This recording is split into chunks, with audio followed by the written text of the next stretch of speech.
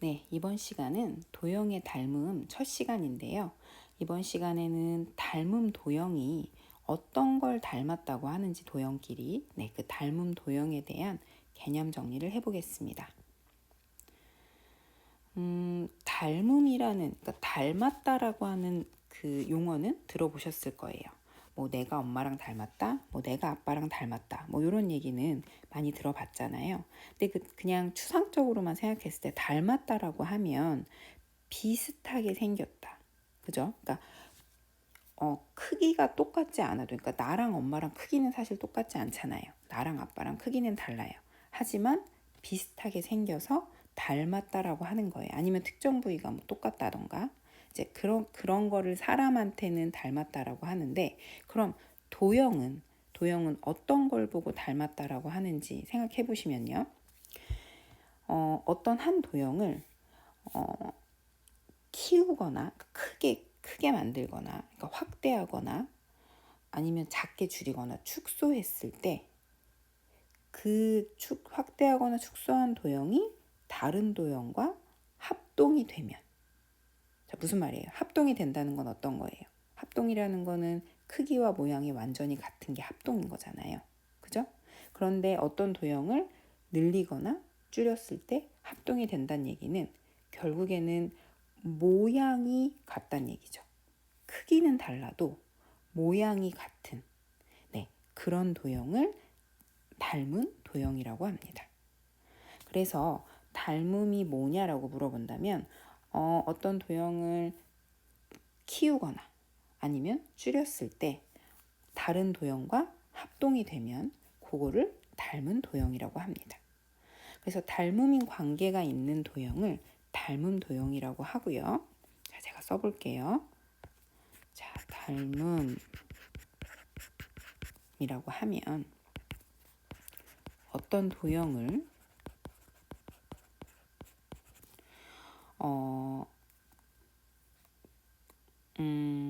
늘리거나, 그러니까 크게 만들거나 작게 만들었을 때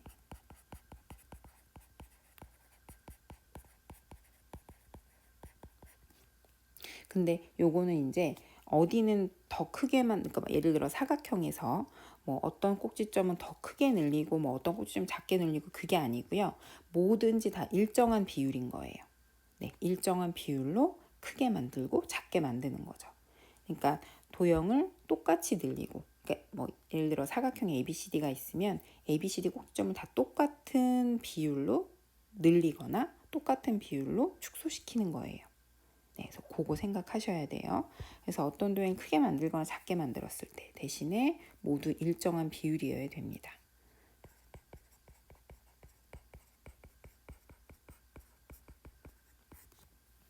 그랬을 때 다른 도형과 합동이면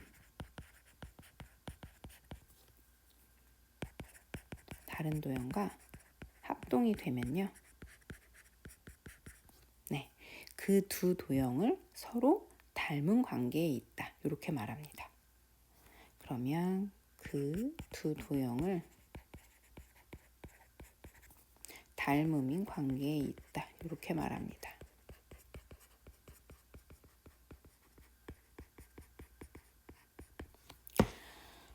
쉽게 말하면 크기는 달라도 모양만 같으면 되는 거예요.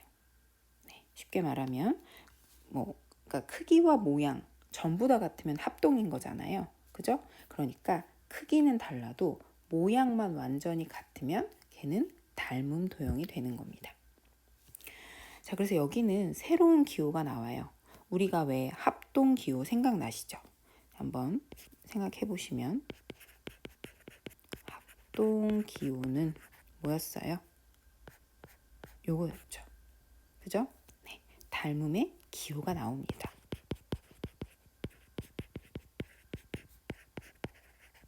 얘도 나와요. 닮음의 기호는요, 요렇게 생겼어요. 얘도 합동기호처럼 그렇게 두 삼각형 사이에 써주면 돼요. 그러니까 예를 들어서 삼각형 ABC와 뭐 삼각형 DEF가 닮음이다. 뭐 이런 얘기가 나오면요. ABC와 삼각형 DEF가 닮음이다 하면 요 사이에 이렇게 써주시면 됩니다. 자, 그런데요. 여기서 닮음 기호를 쓸 때 조심하셔야 되는 게 있어요. 뭐냐면 제가 그림을 한번 그려볼게요. 자, 요렇게요. 요렇게 그릴게요. 자, 그리고 요렇게요. 자, 이 둘은 위에 지금 제가 쓴 대로 ABC 그리고 D, E, F 요 두 삼각형 닮음인 삼각형입니다. 아예 제가 얘를 이렇게 직각삼각형으로 할까요? 네, 요렇게요. 자, 제가 쓴 순서를 보시면 A, B, C 그 다음에 D, E, F예요. 자, 뭐냐면 자, 얘네 둘이 겹치는 그러니까 A, B, C를 좀 더 크게 확대해서 D, F랑 똑같은 크기로 만들었을 때 둘이 겹치면 합동이 될 거 아니에요. 그때 겹쳐지는 꼭지점이 같은 자리에 써줘야 된다는 얘기예요. 자, 얘는 B는 E하고 겹쳐질 거고 C는 F하고 겹쳐질 거예요. 네, 그래서 얘를 확대 또는 축소했을 때 다른 도형과 그럼 다른 도형과 포개했을 때 만나는 꼭지점이 어딘지 확인하셔야 되고 그 두 꼭지점들이 만나는 꼭지점들이 같은 위치에 쓰여져야 됩니다. 다른 위치에 쓰여졌다. 네, 그럼 틀려요. 네, 그건 틀립니다. 그러니까 합동에서는 굳이 그런 거를 뭐 체크하지 않았는데 닮음은 아주 중요합니다. 그래서 닮음 기호로 쓸 때 꼭 겹쳐지는 부분을 같은 자리에 쓰셔야 되고요. 우리가 이거 배웠듯이, 그러니까 우리가 합동해서 배웠어요. 겹쳐지는 꼭지점을 대응점, 겹쳐지는 변을 대응변, 겹쳐지는 각을 대응각 이렇게 배웠거든요. 얘도 마찬가지예요. 얘도 분명히 계속 하는 얘기지만 하나의 도형을 확대하거나 축소했을 때 다른 도형과 합동이 되면 그걸 닮음이라고 했잖아요. 그죠? 그렇기 때문에 얘도 분명히 늘리거나 축소했을 때 다른 도형하고 겹쳐지는 부분이 있을 거 아니에요. 그러니까 그 겹쳐지는 부분을 분명히 똑같은 위치에 쓰셔야 됩니다.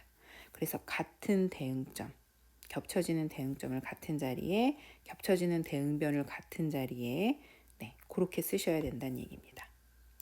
그래서 이렇게 얘만 보고도 굳이 그림을 보지 않아도요.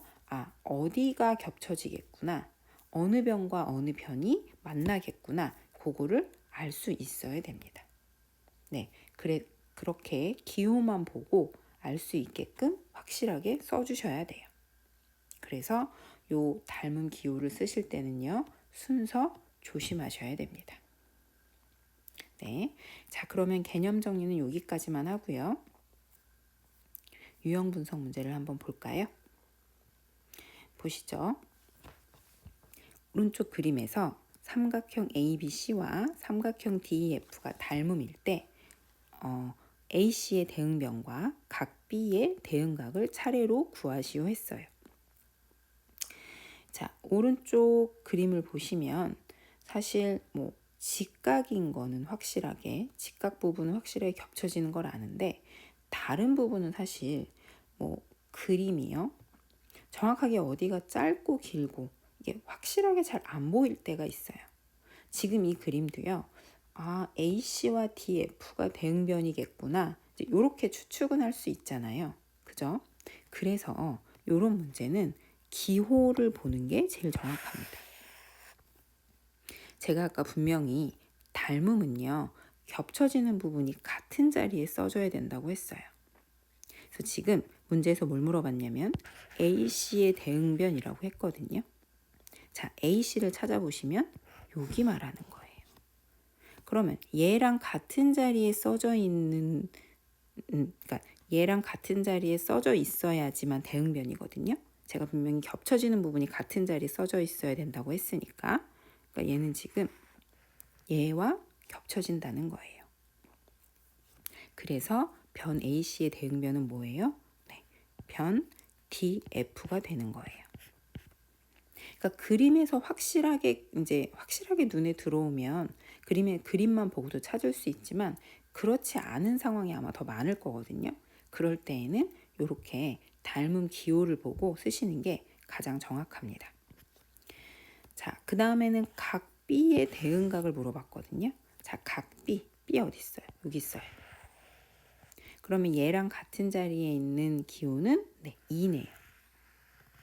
그러니까 각 B의 대응각은 각 2가 되겠습니다. 네. 그래서 저는 이거는 그림만 보고도 확실하게 알 수 있는데요. 하시면 뭐 그렇게 확실하면 그림만 보고도 하셔도 되지만 그렇지 않을 때에는 그렇지 않고 어디가 길고 짧은지 잘 모를 때에는 이렇게 기호를 보고 하시는 게 제일 정확합니다.